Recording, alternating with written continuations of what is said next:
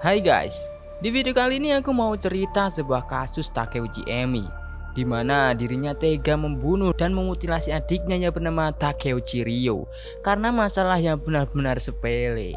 Kasus ini terjadi di tahun 2016, tepatnya di prefektur Chiba di Jepang. Dan bagaimana ceritanya? Kalau udah siap langsung aja kita mulai. Inilah kasus Takeuchi Emi.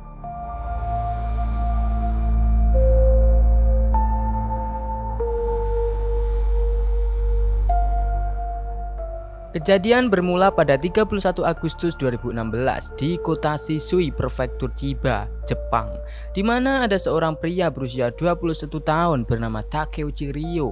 Selama 2 minggu ini dia tidak mengunggah tweet apapun di akun Twitternya. Jadi si Ryo ini selalu aktif lah di Twitternya gitu. Nah, ketika sudah 2 minggu nggak aktif, teman-temannya pun curiga lah. Loh, kenapa? Kok ada yang aneh gitu? Akhirnya teman-temannya ini mendatangi rumahnya. Tetapi teman-temannya justru bertemu dengan kakaknya yang bernama Takeuchi Emi. Dia adalah kakak kandung Takeuchi Ryo. Saat mereka bertanya apakah Ryo ada di rumah, kakaknya menjawab jika Ryo tidak ada di rumah. Meskipun Emi menjawab jika Ryo ini nggak ada di rumah, teman-temannya masih merasa ada yang aneh. Karena mereka melihat mobil yang sering dikendarai Ryo terparkir di depan rumah. Semakin penasaranlah teman-temannya ini. Mereka kemudian memaksa Emi untuk mengizinkan mereka melihat Ryo di kamarnya. Emi ini tetap menolak mentah-mentah permintaan teman-teman Ryo dan mengatakan kalau adik laki-lakinya itu pergi karena ada jadwal kerja part-time. Kemudian Emi langsung menutup pintu rumahnya tanpa mengeluarkan satu kata pun kepada teman-teman adiknya itu. Teman-teman Ryo yang semakin curiga kemudian menelepon dan meminta bantuan ke polisi untuk memastikan keberadaan Ryo. Nah, setelah melakukan proses yang cukup panjang, polisi kemudian memasuki rumah keluarga Takeuchi. Keanehan demi keanehan mulai terlihat di sini. Polisi mencium bau busuk yang sangat menyengat dan melihat pemandangan tak biasa, di mana polisi menemukan potongan kulit manusia yang dimasukkan ke dalam kantong sampah. Tak hanya itu saja, cuy. Polisi juga menemukan toilet yang tersumbat karena dipenuhi dengan darah segar. Dan dari dalam kulkas ditemukan tulang manusia yang sudah dikelupas kulitnya sebagian. Bahkan ada tengkorak manusia di dalam freezer. Gila, penuhnya kejanggalan yang tak masuk akal inilah akhirnya membuat Takeuchi Emi kemudian ditangkap oleh pihak yang berwajib. Polisi menangkap atas kasus dugaan penelantaran mayat dan perusakan mayat. Di sini polisi itu belum tahu kejadian sebenarnya kenapa Emi melakukan pemutilasian pada adiknya. Nah, setelah ditangkap, dia menceritakan kronologi sebenarnya di balik pemutilasian sang adik dan juga menceritakan kehidupan mereka. Keluarga Takeuchi terdiri dari 6 anggota keluarga. Anak pertama Takeuchi Emi yang lahir pada 1991. Anak kedua seorang perempuan yang lahir di tahun 1993, tetapi namanya ini tidak disebutkan. Lalu anak ketiga yaitu korban yang bernama Takeuchi Ryo, lahir pada 1995, dan anak bungsu perempuan yang lahir di tahun 1998. Namanya juga tidak disebutkan, dan juga 2 diantaranya adalah ayah dan ibu Emi. Emi memiliki 2 adik perempuan dan 1 adik laki-laki, dan dia termasuk kakak yang sangat disiplin. Emi dikenal rajin, pandai bergaul dengan siapapun, dan memiliki banyak teman. Bahkan dia mengikuti klub track and field. Itu semacam olahraga atletik fisik seperti lari, lompat, jalan, dan lempar lembing. Orang-orang yang mengenal Emi ya melihatnya sebagai gadis cantik yang ramah dan pekerja keras. Tetapi di balik itu, Emi memiliki masalah keluarga yang ya bisa dibilang ini kasihan lah. Ibunya selalu kasar. Terkadang suka memukul anak-anaknya. Ayahnya seorang yang acuh kepada keluarga. Dia bahkan tak peduli ketika melihat anak-anaknya mendapatkan kekerasan dari istrinya. Lalu ketika Emi ini beranjak SMA di tahun 2008, ayahnya menderita penyakit mental dan berhenti bekerja. Nah, sejak saat itu, keuangan keluarganya semakin lama menurun, membuat keluarga Takeuchi ini tidak harmonis. Mereka tidak pernah lagi bertatap muka, ngobrol hal-hal yang sederhana, bahkan di dalam satu rumah yang sama. Akibat mental yang tidak stabil, ayahnya ini pernah melakukan percobaan bunuh diri, tetapi gagal. Sampai kemudian saat Takeuchi Emi duduk di bangku kuliah, orang tuanya bercerai dan ibunya meninggalkan rumah mereka. Anak-anak yang membenci ibunya memilih tetap tinggal bersama ayahnya, yaitu Takeuchi Emi, anak kedua, dan Takeuchi Ryo, dan juga adik bungsunya. Sayangnya sang ayah tak dapat bekerja dan tidak lagi menunjang hidup keluarga. Tapi Emi ini memutuskan untuk berhenti kuliah dan mulai bekerja membayar biaya sekolah adik-adiknya. Emi selalu menahan diri untuk membeli barang-barang yang dia inginkan demi adiknya. Dia sering membelikan adik-adiknya baju dan smartphone.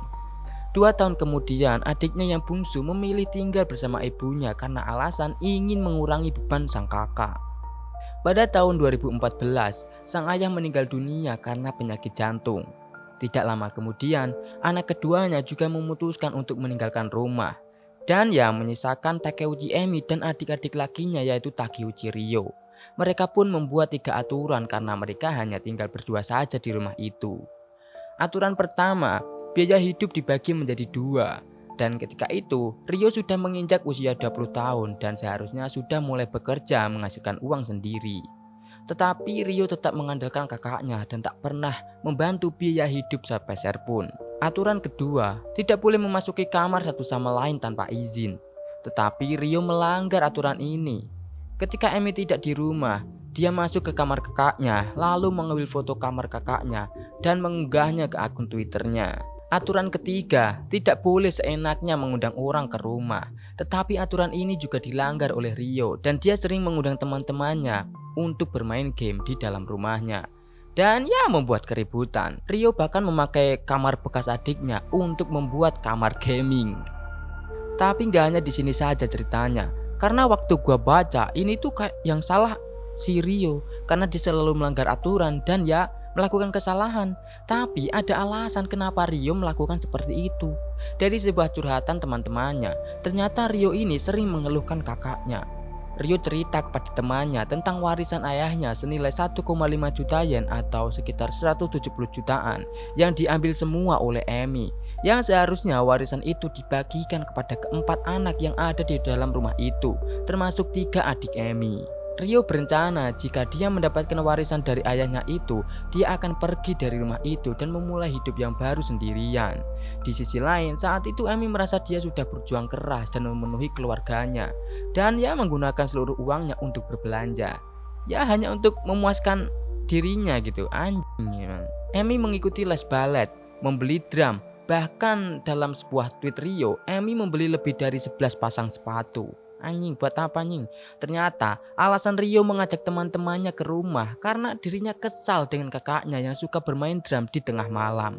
Pada 31 Agustus 2016, Emi dan Ryo kembali bertengkar soal warisan ayahnya dan tentang biaya hidup. Awalnya mereka hanya beradu mulut, tetapi kemudian Ryo marah besar dan menendang kakaknya sambil memegang sebelah pisau di tangannya. Nah, kakaknya ini gak terima dengan sikap adiknya, lalu dia mengambil pisau lain yang ada di dekatnya untuk melindungi diri. Emi pun mengaku saat itu dia menusukkan pisau ke paha Ryo saat Ryo menendangnya. Nah, setelah menusuk paha adiknya, Emi kemudian keluar rumah menuju halaman. Ya kayak dia tuh menyesal gitu udah ngelakuin seperti itu. Dan lalu setelah itu kembali ke dalam rumah. Tapi tidak disangka ternyata Ryo sudah meninggal karena kehabisan banyak darah. Tetapi mungkin yang terjadi nggak seperti itu, karena cerita ini hanya berdasarkan kesaksian Emi. Tidak ada yang tahu bagaimana kejadian sebenarnya karena yang mereka tinggal berdua. Setelah itu, Emi melakukan mutilasi terhadap mayat adiknya, memasukkan beberapa potongan tubuhnya ke dalam freezer. Setelah membunuh adiknya, Emi ini melakukan aktivitas seperti biasa. Dia bekerja di supermarket, lalu pergi makan yakiniku, dan membeli 2 plastik bag dan palu dari supermarket. Saat melihat Ryo meninggal, Emi mengingat ayahnya yang meninggal 2 tahun lalu. Itu yang menjadi inspirasi Emi melakukan pemutilasian mayat adiknya. Karena menurutnya itu dapat membuat jejak kematian adiknya itu menghilang. Emi memotong-motong bagian tubuh adiknya menggunakan gergaji, lalu mengelupas dagingnya menggunakan pisau. Kemudian memecah tulang-tulangnya menjadi bagian-bagian kecil memakai palu. Setelah itu, kulit dan tulang Ryo dimasukkan ke dalam kantong plastik, lalu dimasukkan ke dalam kulkas, dan bagian yang tidak muat ditaruh di ruang tamu. Jantung adiknya dibuang ke dalam toilet, dan beberapa potongan tubuh sang adik dibuang ke tempat sampah. Anjing, mayat dibuang di sampah anjing. Walau mengeluarkan bau busuk ya, Emi ini tetap tinggal di rumah itu dengan daging-daging Rio selama 2 minggu. Terhitung dari 30 Agustus hingga 12 September 2016. Selama itu, dia tetap melakukan aktivitas seperti biasanya dan menggunakan kartu kredit adiknya untuk berbelanja. Wah. Kembali lagi ke awal cerita. Pada 12 September 2016, teman-teman Rio yang khawatir datang ke rumah mereka. Hal ini karena Rio tak update status apapun di Twitternya. Lalu setelah menghubungi polisi, kejadian mengerikan ini pun terungkap. Nah, di persidangan, jaksa penuntut memvonis Emi 18 tahun penjara karena kasus pembunuhan.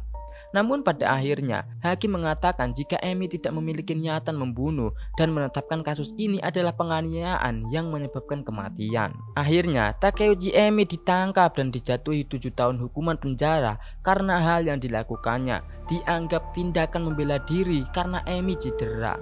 Terhitung sejak 2016 dan saat ini berarti Emi sudah keluar dari penjara di tahun 2023 lalu.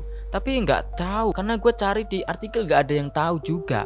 Tapi ya perkiraan gue dia udah keluar 16, 17, 16, 17, 18, 19, 20, 21, 22, 23 7 tahun pas. Berarti dia udah keluar 2023 lalu cuy.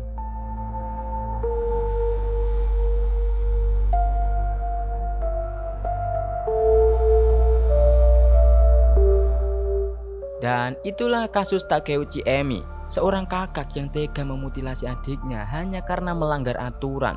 Bagaimana pendapat kalian? Tulis di kolom komentar.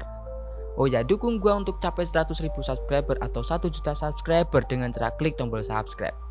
Terima kasih sudah nonton video ini sampai habis dan sampai jumpa di video selanjutnya.